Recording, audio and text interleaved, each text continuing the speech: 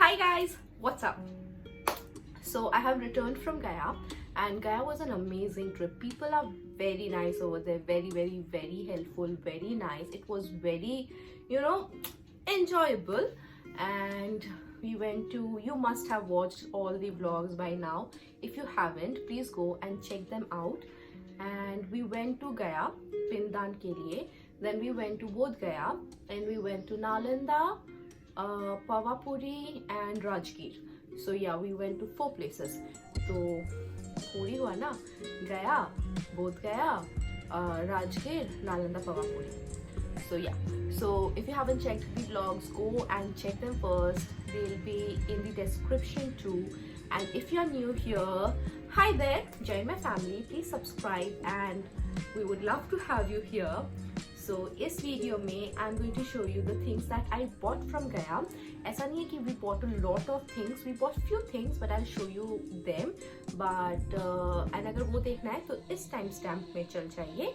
And अगर आपको ये जानना है कि मैं गया क्यों गई थी, तो continue watching. So I am a Hindu and by religion, so Ram, Sita, Lakshman ji, Hanuman ji, these are our Lordess, and we pray to them.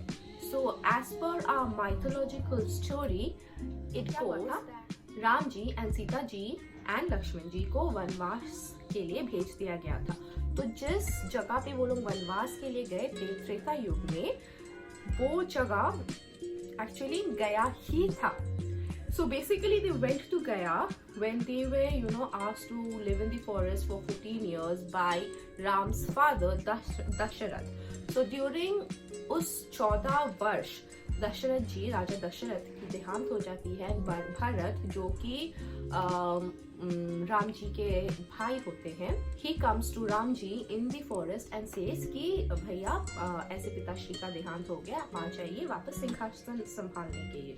तो राम कहते हैं कि मैंने अपने पिता से वचन दिया हुआ है कि मैं 14 साल वनवास करूंगा एंड हेंस मैं नहीं जा सकता हूँ वापस अभी, तो मेरे जगह पे तुम ही शासन करो, तुम ही राजा बनो. तो भरत क्या कहते हैं कि नहीं, मैं आपके खड़काई लेके जाता हूँ एंड मैं राजा का सेवक बन के शासन करूंगा until and unless you come back after 14 years. तो that was the story. But as per our Hindu धर्म, पिंडदान जो होता है, मतलब आपके पेरेंट्स के डेथ के बाद जो उनके आत्मा को दान किया जाता है, वो बच्चों को ही करना होता है. जो ज्येष्ठ होते हैं, मतलब जो सबसे बड़े होते हैं, उनको दान करना होता है. So in Gaya there is this nadi called the Falgu Nadi and Ram Lakshman Sita मैया को वहाँ पे छोड़ के जाते हैं. बोलते हैं कि आप यहाँ पे रहो, हम लोग पिंडदान का सामग्री लेके आते हैं. तो सीता मैया हमारी आराम से फल्गु नदी में बैठी हुई है, इंतजार कर रही है. उसी वक्त आकाशवाणी होता है एंड आवाज आता है दशरथ जी का कि मुझे अभी ही पिंडदान करो. तो सीता मैया कहती है कि अभी नहीं कर सकते हैं पिंडदान बिकॉज राम एंड लक्ष्मण अभी तक आए नहीं है, हमारे पास कुछ सामग्री है नहीं. तो दशरथ जी कहते हैं कि आपके पास जो है उसी से आप पिंडदान करो. तो सीता मैया 5 चीजों का 5 साक्षी विटनेस रखते हुए कहती है, जो कि होती है हमारी फल्गु नदी, तुलसी का पौधा, गौ माता, ब्राह्मण और बरगद की पेड़. सो 5 की विटनेस रखते हुए कहती है कि मैं आप 5 को साक्षी मान के मैं अपने ससुर जी की, मतलब पिताश्री की पिंडदान करती हूँ. तो जब राम जी वापस आते हैं, वो मानते नहीं है, उनकी बातों पे विश्वास नहीं करते. ही सेज दैट कि तुम्हारे पास क्या प्रूफ है कि तुमने पिंडदान कर लिया है. तो वो फल्गु नदी को कहती है कि हे फल्गु नदी, मैंने तुमको साक्षी माना हुआ है, तो तुम मेरी बातों को वचन दो. तो साक्षी नदी फल्गु नदी ना कह देती है.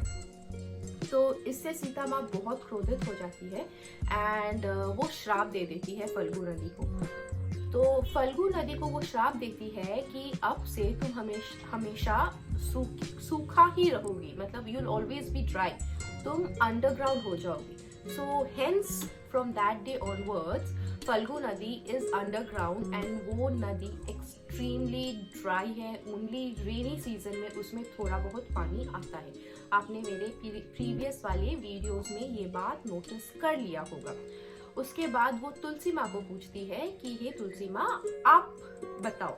तो तुलसी माँ भी ना कर देती है, नकार देती है. तो तब तुलसी माँ को वो श्राप देती है कि तुम सिर्फ अपवित्र जगहों पे ही मतलब you'll have life, you'll grow, you'll be fruitful only in places which are not that pious holy. मतलब ऐसे कहीं पे भी कचरा फेंका जाता है, कहीं पे भी गंदगी रहती है, वहां पे you'll find a तुलसी का पौधा. So that is that. फिर वो गौ माता को पूछती है कि आप बताओ. तो गौ माता भी ना कर देती है. तब वो बोलती है, उसको श्राप देती है कि तुम्हारा मुंह हमेशा अपवित्र रहेगा. मतलब वो अपना मुंह कहीं पे भी कोई भी कचरे के सामान में मुंह घुसा के जैसे खाते रहती है, कुछ करते रहती है वो. फिर वो ब्राह्मण से पूछती है. ब्राह्मण भी मेरे को जब ये कहानी बताया गया, इट वाज लाइक लोभी ब्राह्मण भी ना कर देता है.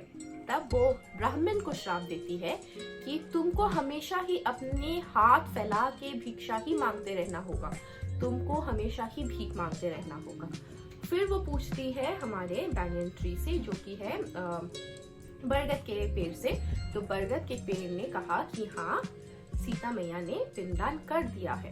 तो पिंडदान जब जैसे ही बरगद के पेड़ ने हाँ कही, तो सीता मैया ने उसको आशीर्वाद दिया कि दिया. You get my point. Ignore the grammatical errors. So Sita Ma then blesses the banyan tree and says कि you'll always be holy, you'll always be pious, people will always pray to you. तुम्हारे छाव के नीचे लोग आराम करेंगे. So that is the entire story कि क्यों हम लोग गया में जाके पिंडदान करते हैं अपने ancestral peace के लिए. So that is the story. So my parents went there for my grandparents पिंडदान. मैंने नहीं किया है. पिंडदान करने के रात को मेरे को अपने कलीग से कॉल आता है and he was like कि मैम आप कुंवारी लड़की हो, आपको नहीं जाना चाहिए, blah blah blah blah blah. So please ignore the fact because we are in the 21st century. Half of the women are not finding their correct male partner. So just ignore the facts. अगर आपको पिंडदान करनी है आप जाओ करो. Ignore the fact कि लड़कियां करती है नहीं करती है, पिंडदान की जगह पे लड़कियां नहीं जाती है. Bullshit. You want to do? Go. It's the 21st century. आपके पूर्वज कभी आपका बुरा नहीं चाहेगा, right? So that's that. And now let me tell you the story of Vishnupad. तो विष्णुपद क्या हुआ, गया में एक गयासुर बोल के असुर थे. तो वो विष्णु जी के भक्त थे. ही कॉन्स्टेंटली साधना में थे एंड विष्णु जी के नाम जप रहे थे. एंड समहाउ बीच का स्टोरी का लिंक मुझे नहीं पता है, आप थोड़ा सा गूगल सर्च कर लेना, जहाँ पे इंद्र जी आते हैं विष्णु जी को बोलने के लिए कि ऐसे गया में गयासुर आपको याद कर रहे हैं, आप अपने दर्शन दीजिए. तो विष्णु जी आते हैं गयासुर को दर्शन देने के लिए, बोलते हैं कि आपके आराधना से मैं बहुत खुश हूँ. सो गयासुर बोलता है कि मुझे वरदान चाहिए. तो विष्णु जी बोलता है कि आपको जो भी वरदान चाहिए मैं देता हूँ.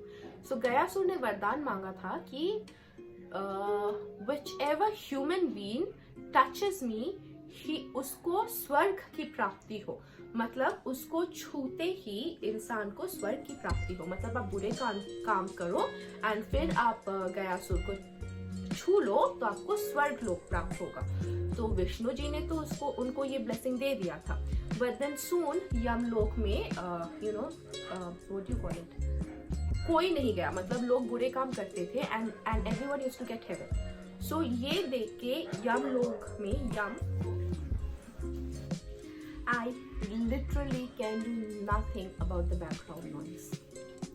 So going back, so यमलोक खाली पड़ने लगा. तो इससे चिंतित होके सब ब्रह्मा जी को अप्रोच किए. तो ब्रह्मा जी अब जाते हैं गयासुर के पास एंड बोलते हैं कि धरती लोक पे मुझे यज्ञ करने के लिए कोई पवित्र स्थान नहीं मिला. मुझे आप अपना शरीर यज्ञ के लिए दीजिए। तो गयासुर हाँ कर दिए, वो मान गए बात को। तो जब उनके ऊपर वो, बाय द वे ऐसा नहीं था कि वो देह त्याग कर दिए थे, नहीं, वो देह त्याग नहीं किए थे। तो जब ब्रह्मा जी गयासुर के शरीर पे यज्ञ कर रहे थे तो आग के तप से उनका शरीर जो था कांपने लगा। उस वक्त विष्णु जी आए और अपने दाहिने पैर से गयासुर के शरीर पे पांव रखे। तो जिस वजह से वहां पे विष्णु पद का प्रचार हुआ और उस बात का वहां पे सिग्निफिकेंस हुआ। So that are the two stories why Gaya is famous apart in the Hindu religion. Apart from that, why it is famous in the Buddhism is because both Gaya, which is about 15 kilometers from Gaya, Siddharth, महाराजा सिद्धार्थ या Prince Siddharth, जो कि बुद्ध के असली नाम था। सो वो जब ज्ञान की खोज में, I hope you know the story that Lord Buddha का क्या हुआ था। वो एक राजा थे, प्रिंस थे, जिनका नाम सिद्धार्थ था। उनकी एक बीवी थी, बच्चे थे, और वो कभी भी अपने महल के चारों दीवारों से बाहर नहीं गए थे। सो एक बार जब वो गए, he saw poverty, he saw hunger, he saw pain, he saw suffering, and he was so terribly touched by it that he did not find happiness in richness, in wealth, in inheritance. So that's when once he left his kingdom, and he came to Gaya, and Mahabodhi tree के नीचे वो बैठ के यज्ञ करने लगे। So I really do not know कितने दिनों तक या सालों तक he was doing his yajna. He was meditating. When finally his body was about to give up, that's when he was hit, or he was enlightened. He was hit by knowledge, or he was enlightened. So that is why Bodh Gaya is famous for. Nalanda is famous for the first Nalanda University, the first university, which is the 5th BC university. And Pavapuri is famous for a Jal Mandir, which is there is a sarovar and has a floating temple on top of it, and it's a Jain Jal Mandir. And और क्या है? I think that's about it. That's about it. Now let's move to what all I bought from my entire Gaya trip. So बहुत ज़्यादा सामान हम नहीं खरीदे हैं, and आप जो भी देख रहे हो, these are for friends, family, and I don't think so I've bought too many things for myself. एक या दो सामान ही होगा। Okay, let's begin.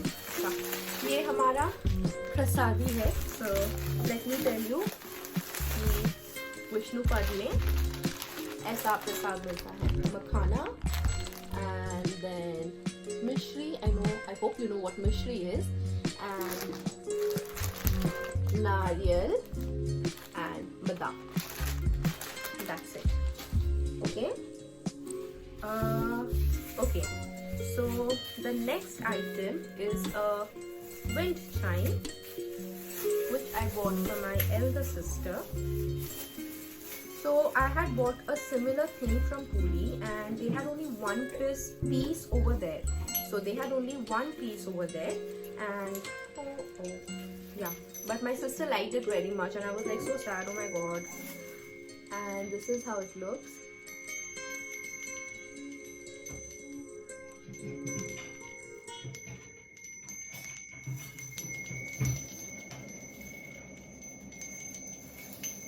So I got this for her.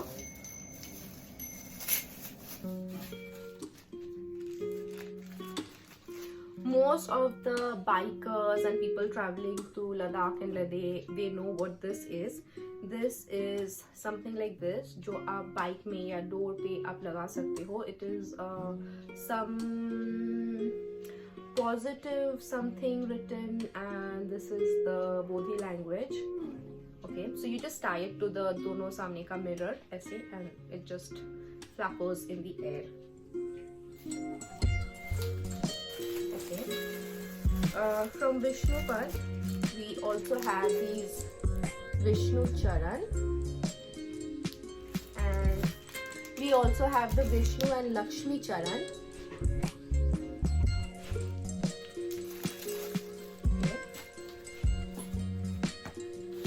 We bought some books, and this one is in Bengali, and this one is in Hindi come English something. I think this is a postcard sort of something. Just a second. Oh yeah, right. So these are all the places you can see. Wait.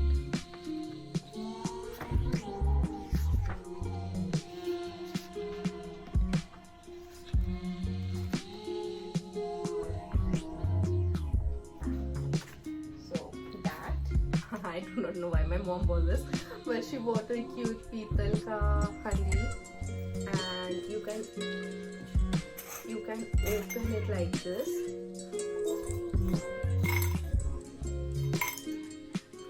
And I also bought something else.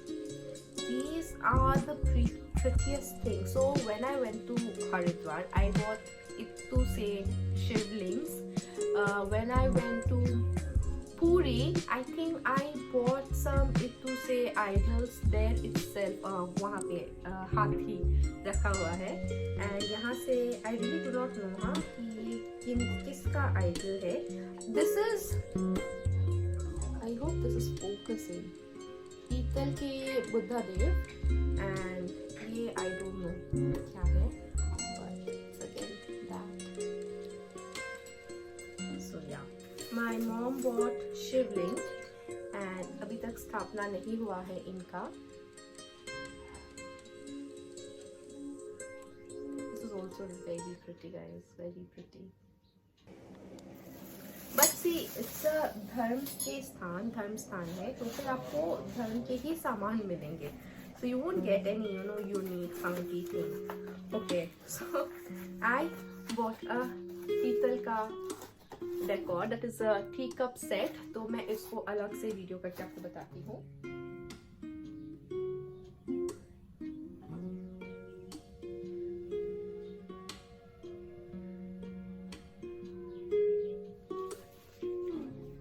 A carved hathi.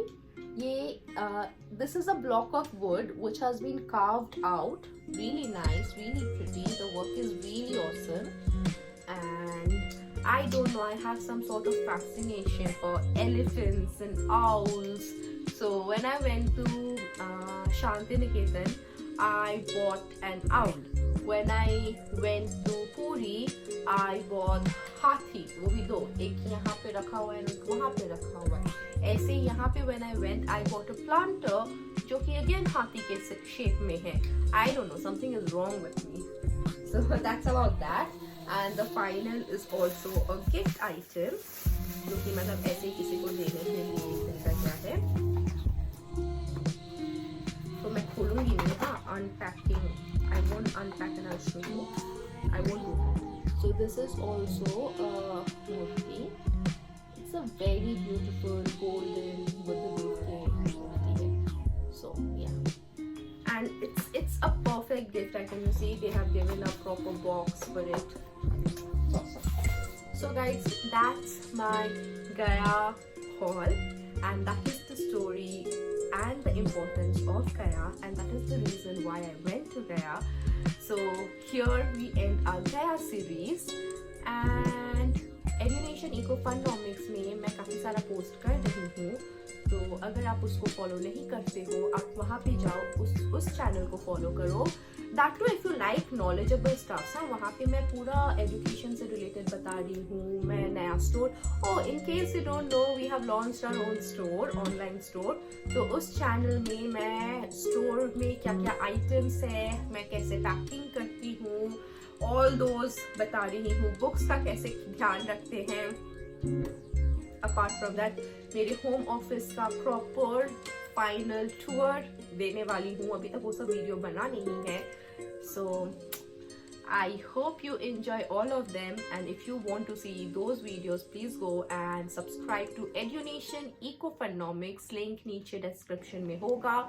And for this video, guys, if you liked the video, please hit a like and subscribe if you haven't joined the family, and comment में you know कोई और जगह का नाम बोलो जो कि ऐसा छोटू सा है, जो कि ज्यादा ऐसे टूरिस्ट अट्रैक्शन नहीं है उस जगह में, you want me to visit that place, तो आप नीचे कमेंट में बोल दो। And that's about it, until next time guys, toodles.